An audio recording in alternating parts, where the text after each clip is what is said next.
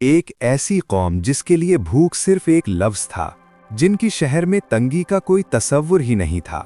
सिर्फ दो सिक्के जहां सोना मिट्टी की तरह था और पानी रहमत की तरह बहता था। फिर सोचें, सिर्फ एक छोटा सा चूहा और मारिब का अजीम बंद अपनी लिखी हुई तकदीर से जा मिला। न फौज का हमला, न जलजला, न आसमानी बिजली, बस अल्लाह का एक हुक्म और एक रात, और दुनिया की सबसे अमीर सल्तनत जमीन के नीचे दफन। ये वो वाकया है जिसका जिक्र अल्लाह ने खुद कुरान में किया। ये है कौमे सबा, जन्नत से जहन्नुम तक का सफर। और यकीन माने, जो आगे आने वाला है वो आपको अंदर तक हिला देगा। कौमे सबा अरब के जुनूबी हिस्से में, आज के यमन के इलाके में आबाद थी। लेकिन ये कोई आम कौम नहीं थी। ये दुनिया की सबसे ज्यादा खुशहाल कौम थी। इनकी जमीन जरखेज थी, हवा नर्म थी और बारिश बिल्कुल मीज़ान के साथ होती। मगर इनकी असल ताकत, इनका सबसे बड़ा राज मारिब का अजीम बंद था। ये डैम इतना अजीम था कि इसके जरिए दोनों जानिब फैले हुए बागों को पानी मिलता था, और फसलें इतनी ज्यादा थीं कि मुसाफिर जब वहां से गुजरता तो भूख का एहसास ही न होता। कुरान इस मंजर को खुद बयान करता है। सबा के लिए उनके रहने की जगह पर एक निशान था, दाएं और बाएं दो बाग। और फिर अल्लाह फरमाता है, अपने रब का रिज्क खाओ और उसका शुक्र अदा करो। ये सिर्फ दौलत नहीं थी, ये अल्लाह की रहमत का निजाम था। इस कौम की सबसे मशहूर हुक्मरान रानी बिल्कीस एक समझदार, बाहिम्मत और ताकतवर खातून थी।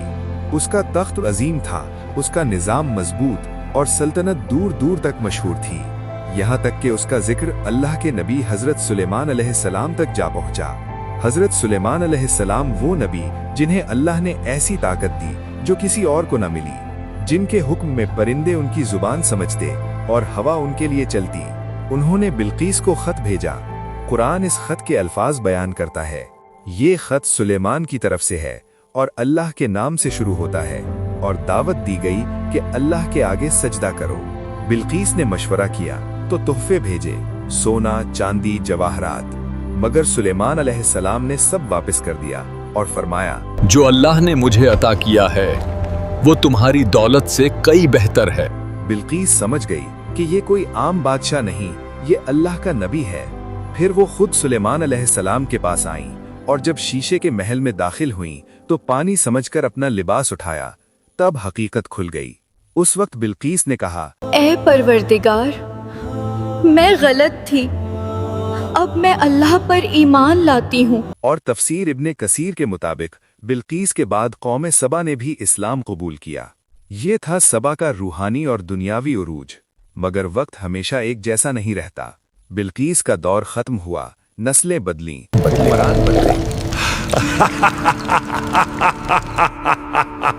ये बाग हमने बनाए, ये बंद हमने खुद खड़ा किया।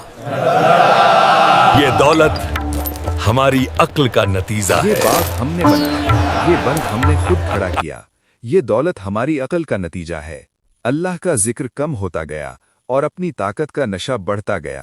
अल्लाह ने उन्हें तंबीह की, नबी भेजे, मगर उन्होंने मजाक उड़ाया।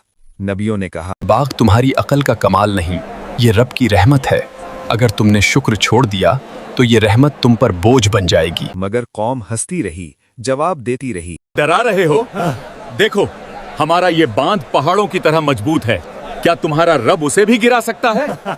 और यहीं से उनका फैसला तय हो चुका था। हमारी सल्तनत महफूज है, हमारा बांध लाजवाब है, हमें कोई तबाह नहीं कर सकता। रहमत कर बनने से पहले सुधर जाओ। हमारी बराबरी करने चला है, इसकी औकात ही क्या है? मगर उनके दिल पत्थर ही रहे। बंद से नबी नहीं, पुकारते रहे, अल्लाह से डरो। हमें आजाब से डरना बंद करो, हम अपनी ताकत और दौलत से उसे रोक देंगे। कुरान फरमाता है, तो जब उन्होंने पीठ फेर ली, हमने उन पर बंद तोड़ देने वाला सैलाब भेजा। रुवायात के मुताबिक मारिब डैम की बुनियाद में चूहों ने सुराख करना शुरू किया। लोग देखते रहे, मगर गुरूर में अंधे थे। ये बांध हमारी ताकत की निशानी है, ये चूहे इसका कुछ नहीं बिगाड़ सकते। फिर वो रात आई, लोग सो रहे थे, शहर खामोश था और मारिब डैम आखिरी सांस ले रहा था। पहले एक आवाज आई, फिर दूसरी, और अचानक बंद टूट गया। पानी जो कभी रहमत था अब कहर बन चुका था। घर, बाग और बाजार सब एक साथ डूब गए। लोग चीख रहे थे, सिर्फ अपनी जान बचाने की कोशिश में। आखिर में एक बुलंद लहर ने सबको हमेशा के लिए खामोश कर दिया। आवाज गूंजती रही, जिससे तुम इनकार करते रहें। या अल्लाह हमें बचा ले, हमसे गलती हो गई, मेरी मदद करो। और फिर जो जमीन जन्नत थी वो वीराना बन गई। कुरान फरमाता है कि उनके बागों के बदले कांटेदार झाड़ियां लगा दी गईं। ये सजा इसलिए थी कि उन्होंने नाशुक्री की। कौमे सबा दौलत से तबाह नहीं हुई, गुरूर से तबाह हुई। उनका जुर्म ये नहीं था कि वो अमीर थे, उनका जुर्म ये था कि वो शुक्र भूल गए। ये सब तो मामूली बात है।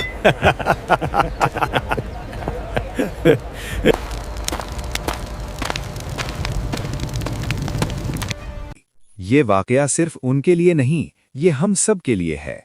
अगर अल्लाह की दी हुई नेमत अल्लाह से दूर हो जाए तो वो रहमत नहीं रहती, अजाब बन जाती है।